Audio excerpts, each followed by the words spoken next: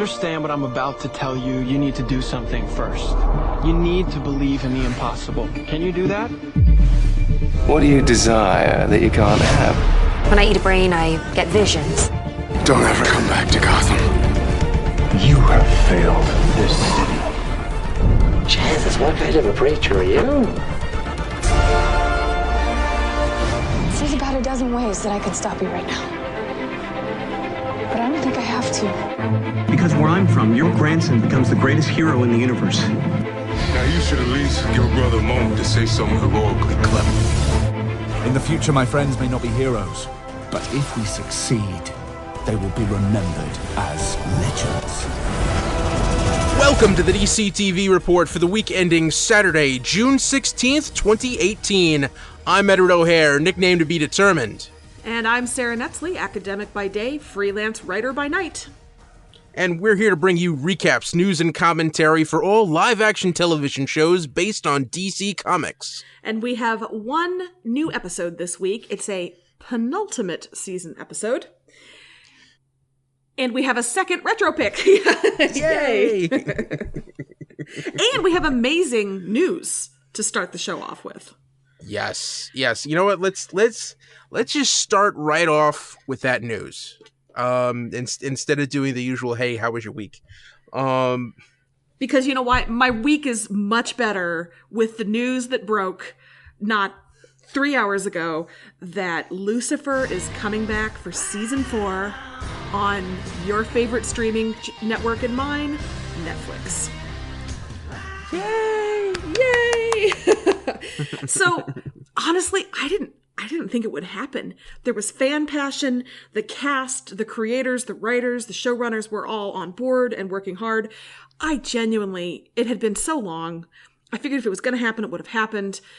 I doubted, Ed. I doubted in my heart.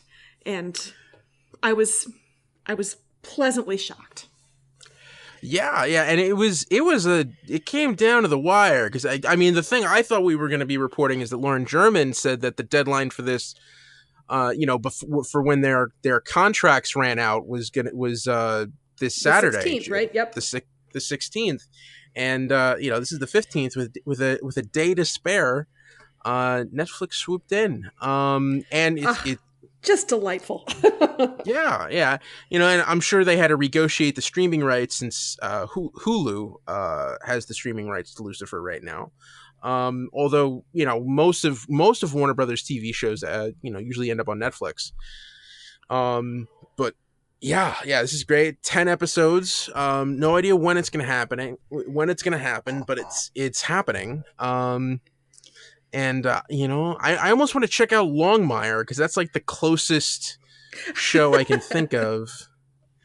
Well, just because that was on A&E, and that got picked up by Netflix, and I'm curious to see how different their basic cable from their streaming shows were, to see like if with Netflix standards, does the language change? Does the content change? Does the tone change? Yeah. Sure. Yeah. Yeah. I mean, they're all going to be in a women's prison now, so I mean, that's going to be a big change, I think. But truly, yeah. I mean, the outpouring of love and support was so incredible and so overwhelming, and I have no doubt that's 100% behind this decision. And one of the senses that I had was that it's the international market that really helped tip it over the edge. We saw that with all the fan outpouring that we got from all over the globe. I suspect Netflix responded to that, but truly, 5 years ago, if something was canceled, it was pretty canceled. Very rarely, you might have Hulu pick up the mini project, for example. But for the most part, if it was canceled, it was done. So this is an adjustment for me, that these shows that we love, if we shout loud enough and passionately enough that we could actually make a difference, that's incredible. So yay, Lucifer, you did it. Congratulations. Yeah. We got to talk about how we're going to cover, if they drop all at once, do we cover 10 episodes in the week? Do we do one a week for 10 weeks? This is going to be some interesting discussions for us going forward as to how we're going to cover this. I think there's no reason we can't have a 10-hour Lucifer episode. Hour 1, episode 1, go. Just do a massive breakout all about Lucifer. Well, that's actually a good point, because Hulu, for example, does one episode at a time, weekly releases for some of their shows. Handmaid's Tale, for example, is like that. And then other shows, they drop everything at once so you can stream all of them. Netflix, I don't think there's a show that Netflix does episode by episode. Is there? They are committed to the binge model. Yeah. Unless it's something. Unless it's. If it was Hulu, I would think maybe they'd give us a traditional network rollout. Mm-hmm. But Netflix that's not how they roll. Yeah. This is. They're going to drop everything at once. The only things Netflix seems to do that for is like talk shows, stuff like David Letterman. And like when Chelsea Handler had her talk show on Netflix, I think that was a weekly. And I suppose that was more about the timeliness, I would imagine. Yeah. And they like to make a show of it. Hulu usually will dole them out one a week, and Amazon goes back and forth, but I think most of those are binge drops as well. Although they'll do stuff like pilot season and that kind of thing. But lots of it's another show in the stable. So far, now none of the shows that we cover this season, all of the shows that we've covered this season are going to be back for next season. So coming back, yeah. Well, and I know I did get a tweet from @River8878 Ashley, who was wondering if this means Netflix is going to have all the episodes up so she can catch up on Lucifer. I know that's a show that she hadn't watched yet. So it makes total sense that Netflix is going to get that organized so people who haven't seen it can watch it before their new 10 episodes premiere. So I haven't read anything about that yet, but I mean, clearly that's got to be in the works. And also, speaking of Twitter, there was a strange ally who joined the fight just recently, and that was Carl's Jr., the fast food restaurant that has apparently, Carl's Jr. were available for endorsement opportunities, but apparently they have a Diablo burger, and so they started tweeting, #PickUpLucifer, #SaveLucifer, tweeting images of the season 4 episode 1 script by Carl's Jr. Very celebratory when it was picked up. I don't understand big fast food social media accounts weighing in, but you know what? Thank you, Carl's Jr. The signal boost was amazing. Thank you. Hey, I don't have a Carl's Jr. here. I have a Hardee's, but I can swing through Hardee's as a thank you this weekend. That's cool. You got the curly fries. I'll reward you with my dollars. Hey, man, whoever's running those Twitter accounts, if you see the vicious things that savage! The vicious things I know what you're doing that here. the Wendy's Twitter account has said about IHOP this week. Ooh, man. Oh, man. Wendy's will break that beer bottle and will cut you with it. Wendy's is fierce on Twitter. Yeah, you know what? It's a way to make an impression. We don't have Carl's Jr.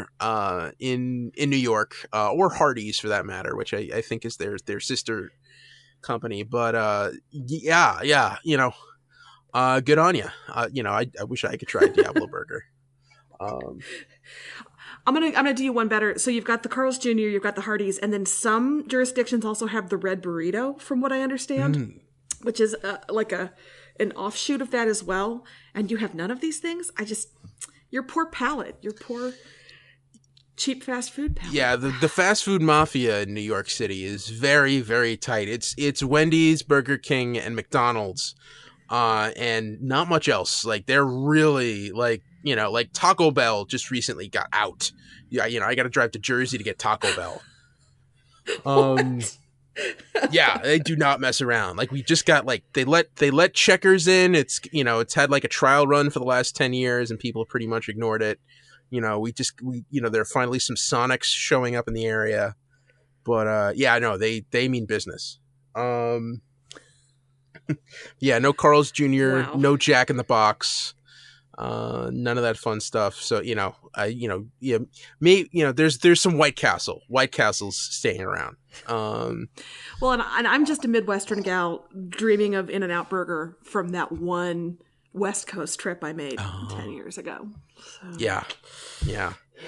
I went. Yeah, when I went to Vegas once, and we had some In-N-Out Burger, and it wasn't until after we got there and were on the flight home that one of the students I was with told me about In-N-Out Burger's secret menu, and he was with us at the time that we ordered, and I got so angry at him.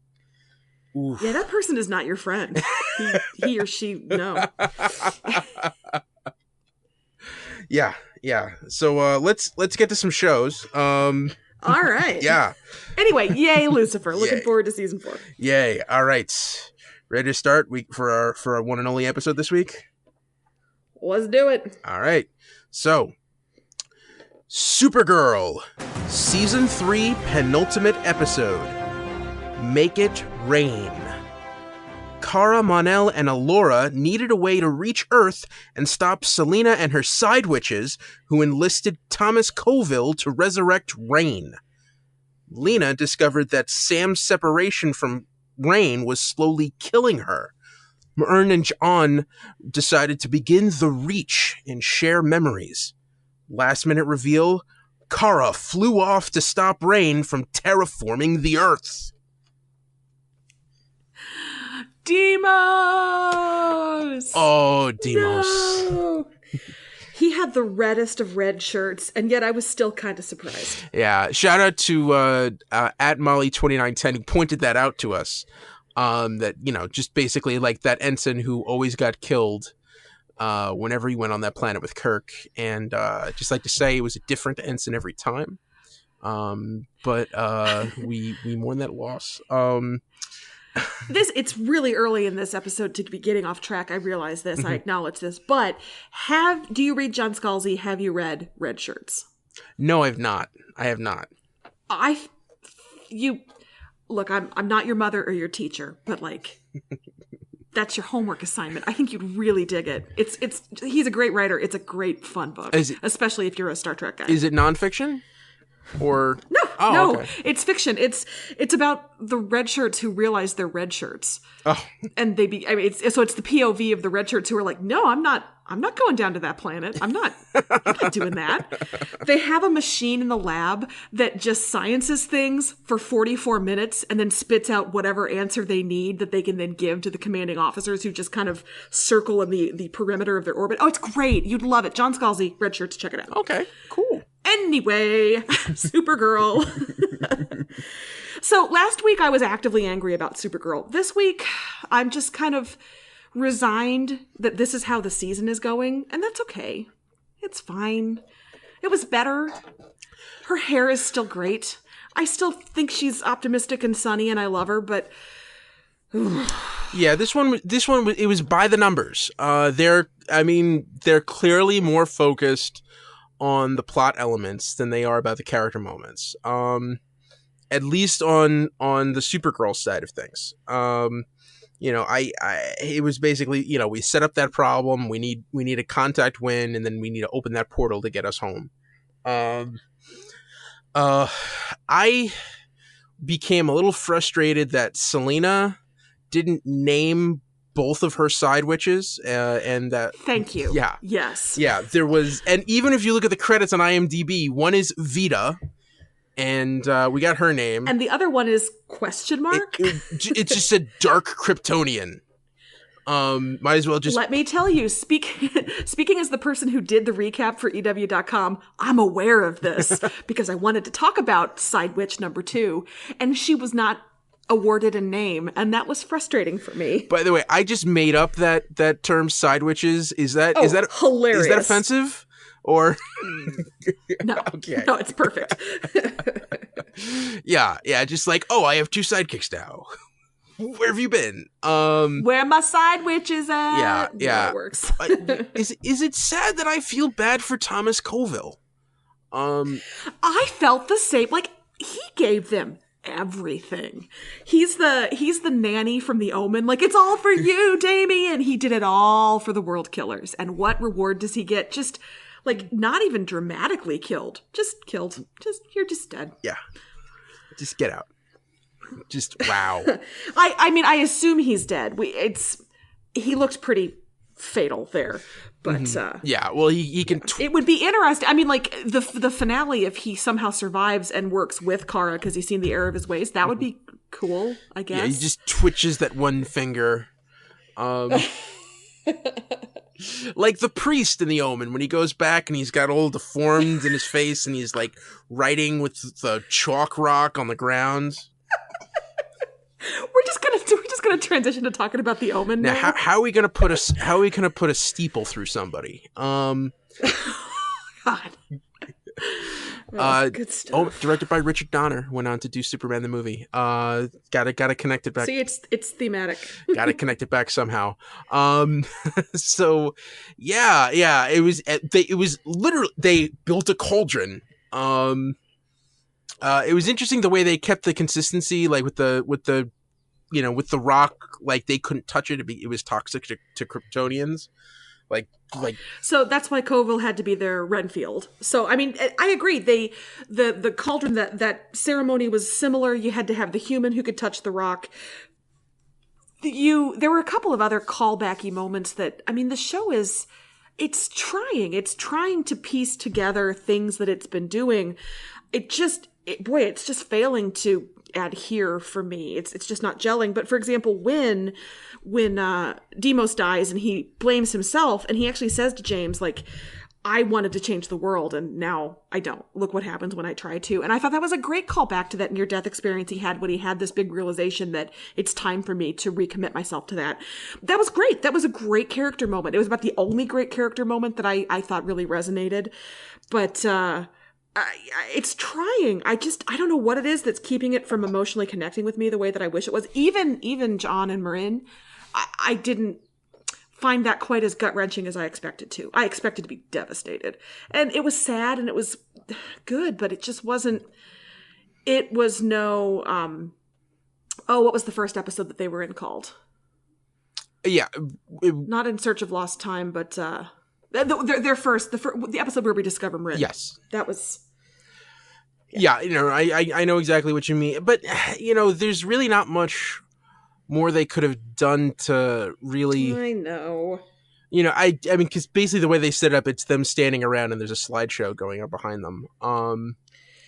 I think if it had been the A-plot, the way it was in that first episode with other things happening minutely in the background, that might have helped, and we could have gone a little bit further. Because I mean, there were things like John's father expecting to die without passing on his knowledge and reconciling himself to that, and the hole that he felt that he wasn't able to receive his wife's memories before she died. Things like that. That was great. I think maybe, again, you've got 10 pounds of plot in a 5-pound bag, and I think if you had allowed that the room it needed to breathe, it might have been a little better.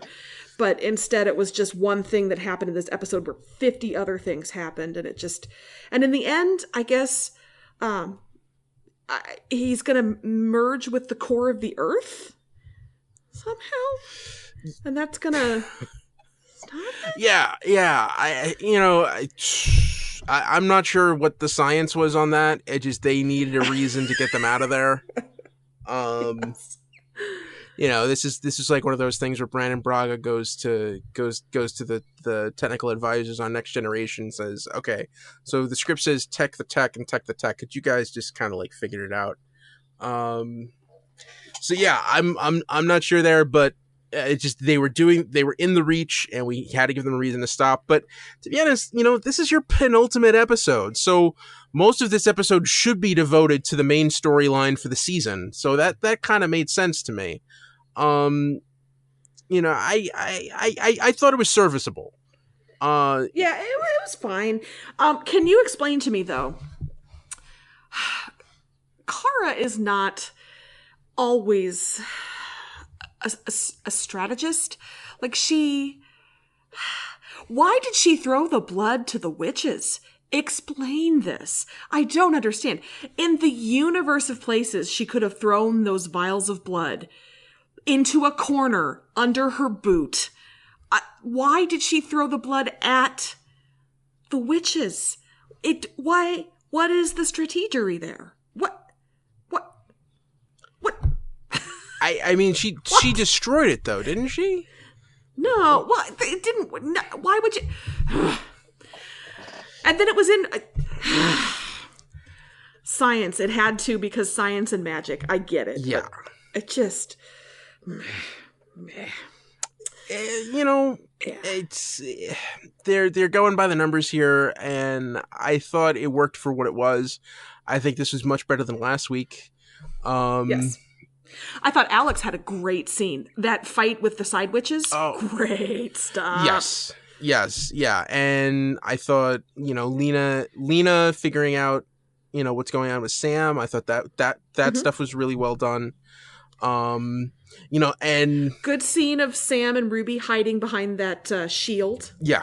That was tense. Yeah, and I think it's interesting now that we end with Sam going into the Dark Valley to try to confront Rain at the same time that Kara is flying off to face her in the physical realm. To see if they can kind of triangulate and how their plans of attack are going to mirror each other next episode. So yeah, lots to unpack there. Was there anything else that you wanted to get to with this? I think that Wynn would 100% have a prove you're really you protocol for everybody. He would have a question prepared for everybody in the DEO so he could prove that they're them in the case of doppelgangers, or in this case, holograms that kind of act like a drug dealer's burner phone. So you can just kind of, So, and also those witches picked up their powers really quickly. It took Kara a long time to master that. Those witches were murdering people within 5 minutes, and it was impressive. Yeah. Good work, witches. That's all I got. All right. Just that I'm hopeful for the finale. I hope they can pull it out. I hope it's satisfying, and I hope next season they'll be calm, rested, and ready to give us a good, solid, cohesive season 4. I, for one, can't wait. What news do we have for Supergirl this week? Let's see. The finale, which is, yes, the next episode to air, is going to feature the return of the Legion. So we're going to see Brainy again, and perhaps Imra will give Monel a divorce. I don't know. But apparently the Legion are coming back. I don't know how many of the Legion, but they are returning. And it looks like they're kind of, the preview shows kind of almost a Man of Steel-ish setup, where Rain has Kara in a headlock, like a neck-breaking headlock. So I don't know why the show would want to remind us of that, in my opinion, low point in DC cinematic history, but okay. Sure. Don't tell Uncle Jay. I know. I'm scared he's hearing this right now. No. That's okay. Whatever. Yeah. I mean, we didn't really get I feel like we only got one real episode with the Legion, seeing what the Legion could do. It was almost kind of like a waste to bring them in this season. So if they're going to come back and if they're going to rip things up and be a good, solid fighting force, that would be cool. And it looks like we're going to get more of a chance with at least one member of the Legion, because the other bit of news we have is that Jesse Rath, who plays Brainy, is going to be a season regular next season. Okay. What's the deal? Okay, so he's going to be a regular. So how many of those episodes that he does is he going to have that makeup? Or do we change it, or what? I say 90% of his on-camera appearances are going to be with the glamour machine, so he looks human. Because it's cheaper, faster, better for the actor, and more palatable for the audience. That's what I say. I guess. Does that bother you as a comic fan to see him as a human? A little bit. It's almost because I almost feel like if they went straight up and did the way he looks in the comics, where he has blonde hair and Kelly green skin, and not that aquamarine thing he had going on with the white hair, it would be more palatable. It would, almost imagine if Gamora was a blonde. Okay. But, they decided to I don't know if it was just kind of like they tried that and it didn't work or whatnot, but I don't know. I don't know, because he never does that in the comics. I guess because there's no reason to. Yeah, I actually hope if he sticks around, that we get to see more of the Legion. Like, if we can get an episode where Supergirl goes to the 31st century. Ooh. I want this for you. I think that would be cool, just as an exercise in like, ooh, neat set for me. But I really want that for you next season. So have you reconciled yourself to Swamp Thing, which is a show that's in development for DC Universe? When the CW did Beauty and the Beast, they made the Beast a super hot guy with a scar on his cheek. Have you reconciled yourself to Swamp Thing being like a super hot guy with maybe a kind of touch of seaweed in his hair or something? Is that like, are you mentally prepared for this if that's the route they go? What are you talking about? What are you talking about? No, apparently not. That's impossible. That's no, that's not what's gonna happen. He's gonna be covered in swamp. I would rather they just do the CG thing. But yeah, no, he's going to be a Swamp Thing. That's literally in the title. Yes, yeah. He is one with the plants, and he's going to look like a human tree. And it's all going to be coming out of him. And the only time that we're going to see him in what does that mean? It's all going to be. Wait, does he exude the swamp? Yes. What? Like secretes it? Yeah, he is one with like he can emerge out of any plant life on Earth. Like if you have a flower sitting in a vase, he has a direct connection to that flower and he can sprout himself out of it. Well, now I have to remove all the plants from my home immediately. Honestly, I'd be more worried about them going the attractive guy with a little bit of greenish in his hair if it was on the CW. But it's on the DC streaming network, so I'm sure they'll stay. Yeah. And this has nothing to do with Supergirl. I am sorry for getting us off track. They wouldn't do that. I hope I didn't jinx it. They would. Oh my God! Now I'm worried. Oh, I've been worried since they talked about it as a romance. But The Shape of Water. The Shape of Water did not pull any punches when it came to creature lady romance. Yeah. So yeah, I mean, like the only times you would see him in human form is if it's like a dream or a flashback. Otherwise, he's Swamp Thing. Picture me making the hand gesture from Shape of Water to indicate. Yeah, you know what I mean. All right. Anyway. So okay. All right. This got weird. Supergirl. That's all I have for Supergirl. All right. Let's get into news for other shows. Okay. Are you ready for the most exciting news for Arrow? Yes. Stephen Amell is gonna have the goatee. Yay! Apparently, he has announced that yes. Early in the season, not for the whole season, but early on, he's going to have the pointy comic goatee, but he is not going to have the stupid hat. His words. You couldn't just leave it. You had to add in that one extra jab at the end. You couldn't just. Oh, but we're getting the Van Dyke. All right. Presumably, it's going to be his prison goatee. Mm-hmm. And I want that thing to be so sharp he's shivving people with it. Yeah. I want the full goatee experience. I was going to say, that must be some prison, because you can only get that point through product. Like, he must be trading his cigarettes for hair gel or something. Like what I'm picturing who in his crew is bringing him styling product. It's not Felicity, because she's still mad at him for doing this behind her back. Is it Diggle? Is this like Renee's? Oh yeah. Is this his atonement? This is how Renee makes up. I got you, Hoss. Hoss. I got your Dapper Dan. I'm a Dapper Dan man. Yeah. All right. Cool. So that's going to be a fun little inside joke thing. All right, moving on down the line in the Arrowverse here on The Flash. We have a couple of actors joining the cast on a regular basis next season.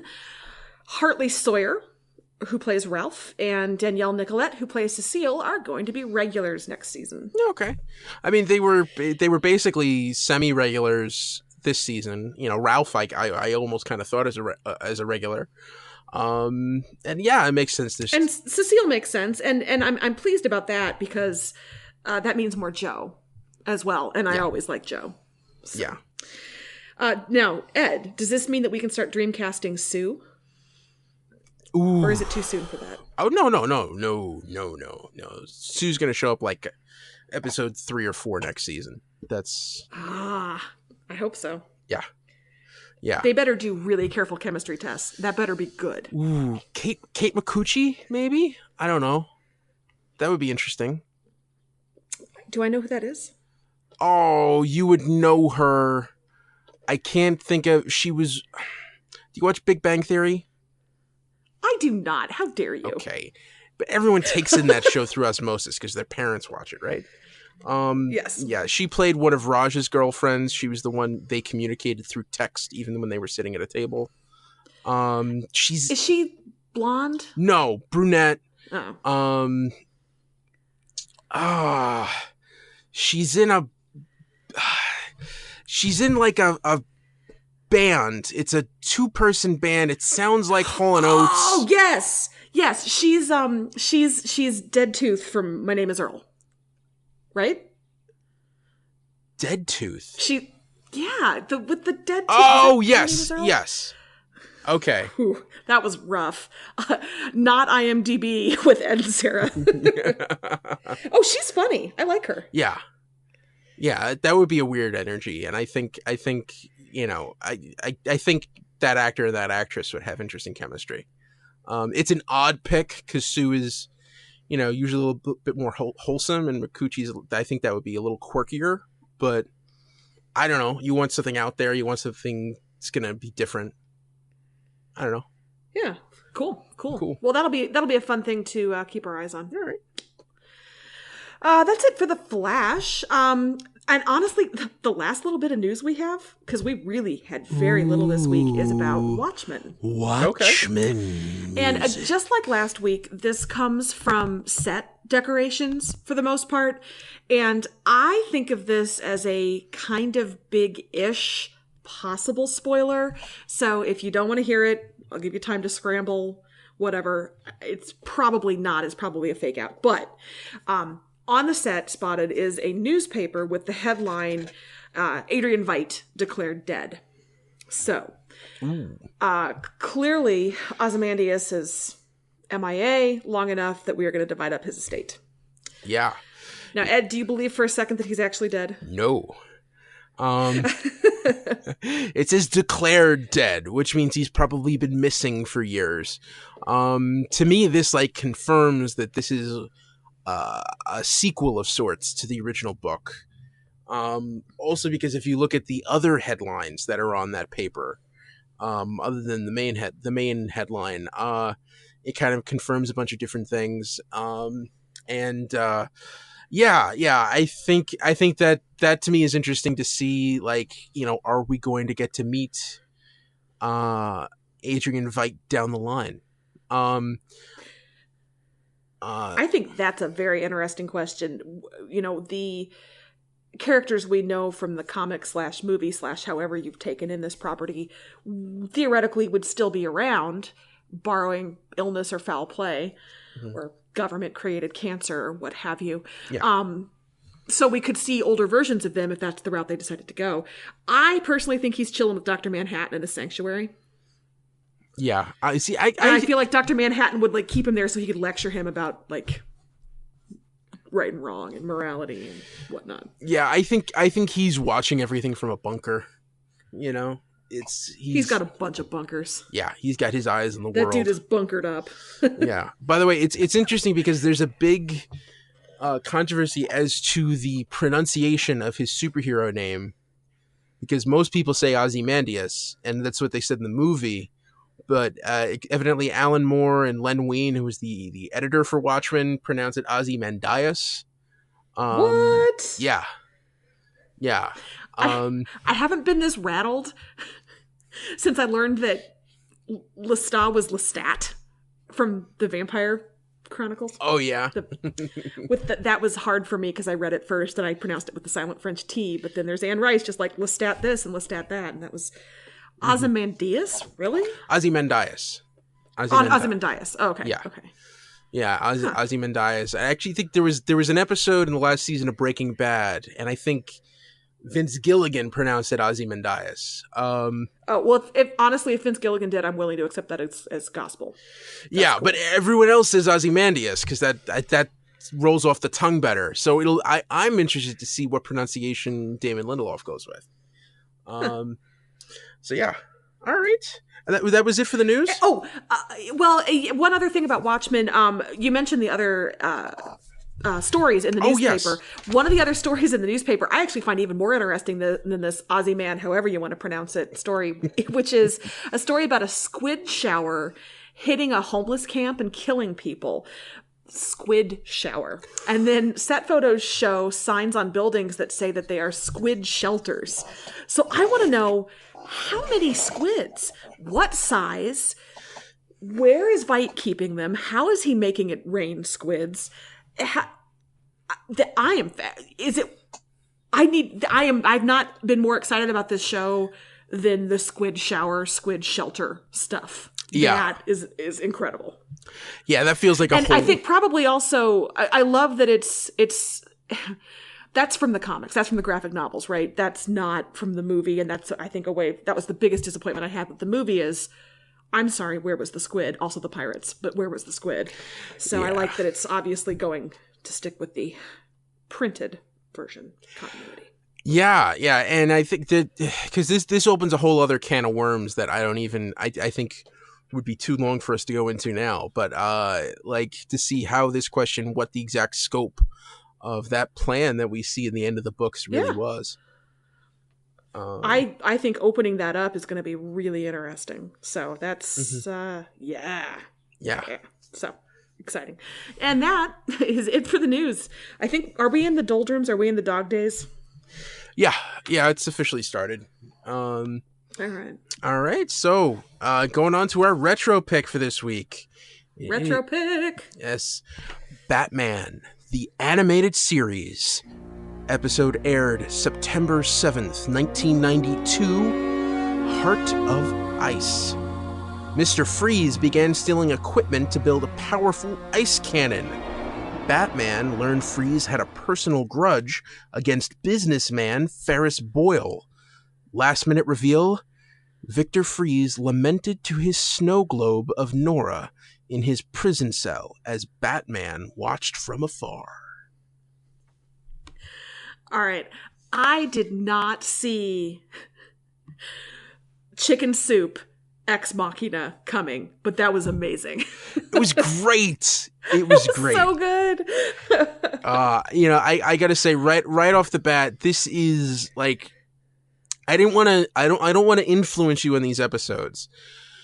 And I was really biting my tongue for the last week because this is the prime example of Batman the Animated Series. It's like if you had to take one episode on an island with you, I think to a man every fan of this show would probably say Heart of Ice. And I mean, I feel like I haven't seen enough to be able to quantify, categorize, and compare, but I super dug this episode. Yeah, and it won, Paul Dini, who wrote this episode, won an Emmy for Best Writing in an Animated Series. It is just perfect execution through and through. This is a new origin for Mr. Freeze. This was not taken from the comics. And it really gives pathos to hear. Just to quickly go over, this was directed by Bruce Timm, who did all the character designs for the series. And Paul Dini and Bruce Timm, those are the two guys who everyone remembers from this show. Like, Paul Dini was by far the best writer, and Bruce Timm was the mastermind behind all the animation. And this is them at their finest. Voice actors, Ephraim Zimbalist Jr., was voiced Alfred, different from last week, and he's the main voice of Alfred for the rest of the series. You may remember him did a lot of work in the 60s in 77 Sunset Strip and the FBI, and he also did a season on the Family Channel version of Zorro in the early 90s. That I remember watching as a young buck. Mr. Freeze is voiced by Michael and Sara, who was a character actor who guest starred on every TV show in the 60s and 70s. But most notably, for me anyway, he played Kang in the original Star Trek episode Day of the Dove. Also, and Mark Hamill voiced Ferris Boyle. Did a little thing in the late 70s and the early 80s called Star Wars. And this was Star Wars. It was Mark Hamill. And this was he had to beg to audition to get this character, and then from here was where they auditioned him to voice the Joker later on. Other voices featured here are Marie Devon, Michael Bell, Robert David Hall, John Mariano. I couldn't find any significant credits in any of those guys, but this is really, really, really, really good. Really good. Okay, so let me tell you what I liked about it. Go for it. Than all of it. I like that Batman is still a detective. That, Bruce is using his skills to reason things out. I like that Mr. Freeze saw it and acknowledged it. Oh, yep, you're a detective. I liked that he was able to use his bat tools to adjust to the ice. He was like, oh, ice. Okay, well, I can do this and this with the Batmobile, and I can do this. And he made it work. That was awesome. I like when Mr. Freeze made them call him Mr. Freeze, because you will respect him. So, although I feel like that dude has a PhD and it should have been Dr. Freeze, but, that's okay. That's okay. I like that it showed what happens if you have an unquestioning, fawning media system, because that reporter really needed to ask more questions, because I don't think Gothco is a family company. I don't think that at all. I was kind of on Mr. Freeze's side. That CEO was not a nice man. I kind of think he deserves what he got and deserved more. Yeah. It's interesting. Like, he doesn't even hold up that facade with, people he's vaguely friendly with. Yeah. that meeting with Bruce, it's all like, oh, I hate this. Oh, why can't we just go golfing? I enjoyed the tease of Bruce as the citizen and the bachelor about town. I would love to see some of that. I assume I'd like to see more Bruce. Because it's just a lot of I guess you're the picker, aren't you? So you could actually decide that. But it just made me think, most of, the 2 episodes we've watched were a lot of Batman, not a lot of Bruce. And I always kind of like that Bruce mask that he wears. Or is it the Batman mask? Discuss. The security guards so far are officially my favorite part of the show, because to a man, they're all weirdos from what I've seen. I appreciate that.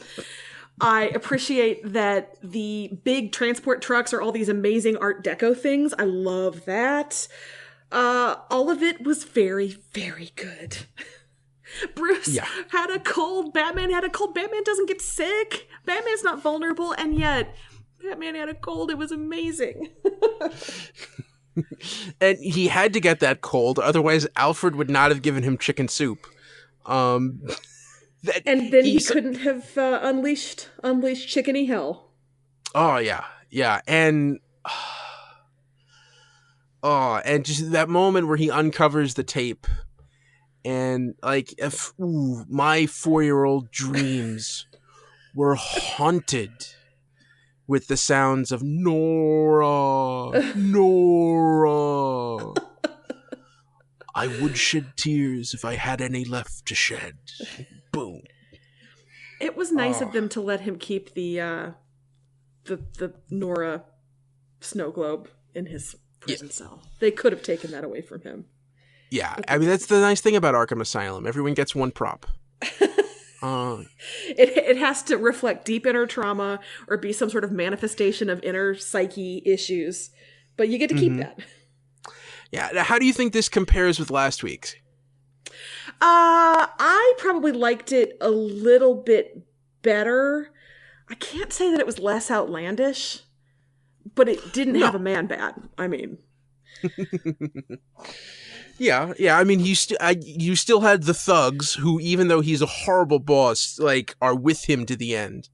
And that moment. Well, and I liked Batman caring for the fallen enemy. That was very decent of him. Yeah, and to me, that moment shows how heartless Freeze really is. When Johnny accidentally gets his leg frozen, he's like, leave him. He should have known better. Like, oh, wow. Like, that's... Yeah, that was very, if he dies, he dies. Yeah. Very, just like Freeze is living up to his name. He is cold. He is heartless. I am always going to be a sucker for a lost love backstory. Mm-hmm. I am avoiding making the obvious refrigerator joke with the woman who drives and he's Mr. Freeze, and I'm not going to do that. Yeah. But no, I think I probably like this one a little bit better, probably because it was Mr. Freeze and it's a character I know, and it was obviously superior to the Arnold Schwarzenegger version, but what on this earth isn't in any way, shape, or form. That's the other thing, because like when I was 9, I think it was I was 9 when Batman and Robin came out. I was 9 or 10.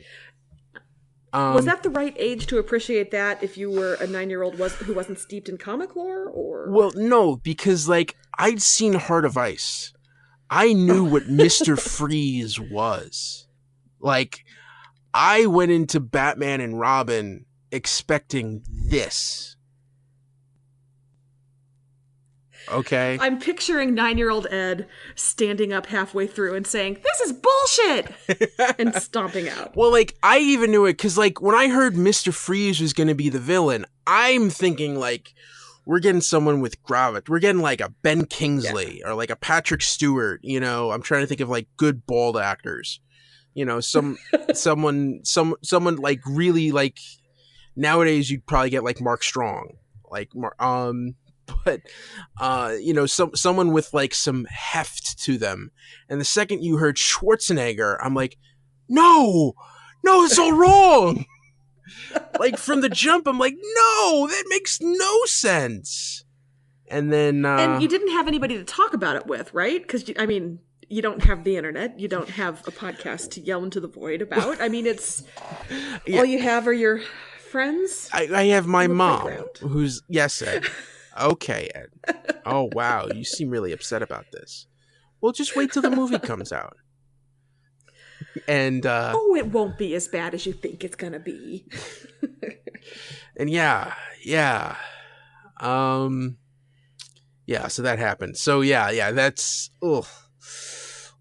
disappointing on so many levels. Like, and this shows you what you can do with that character. And to me, what you can do with a B-grade villain.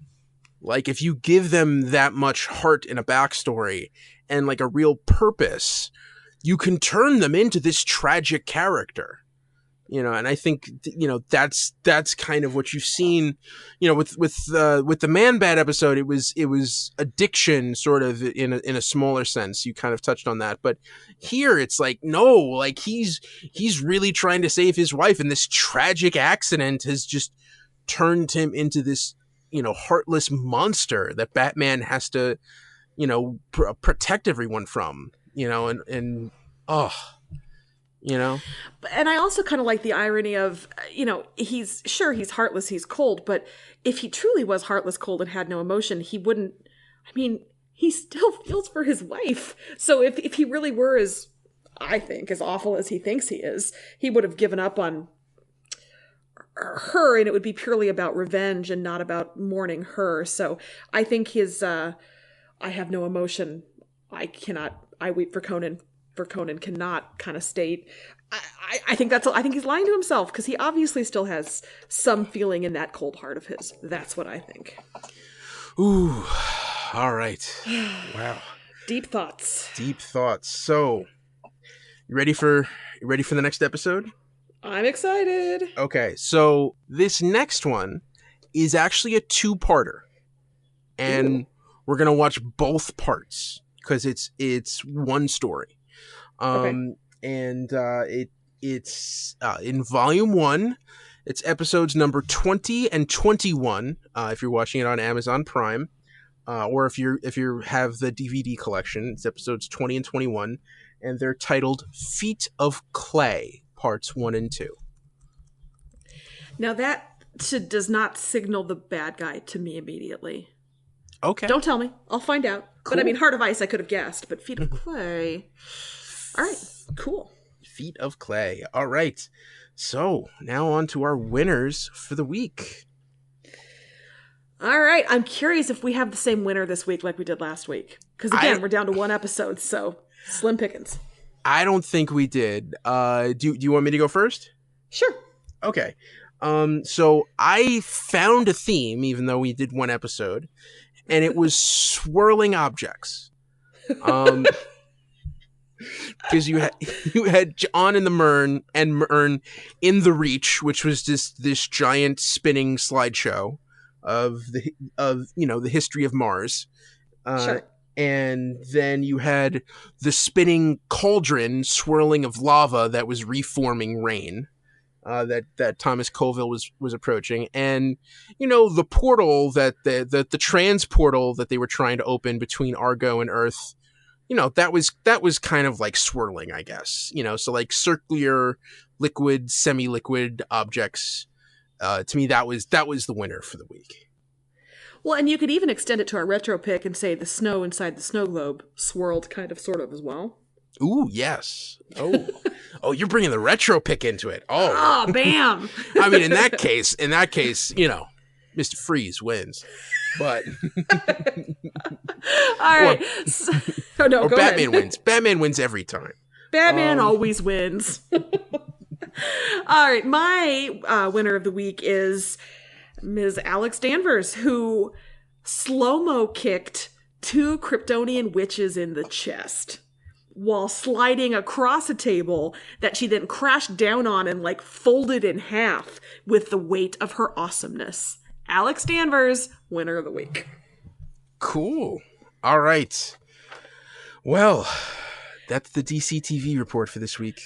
This is the shortest episode we've done in months. You're welcome, listeners.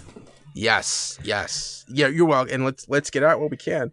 Yeah, take this extra half an hour to go outside, be with your family. Or just laundry. Cool. Yeah, you can find us on Twitter. I'm at Edward O'Hare TBD.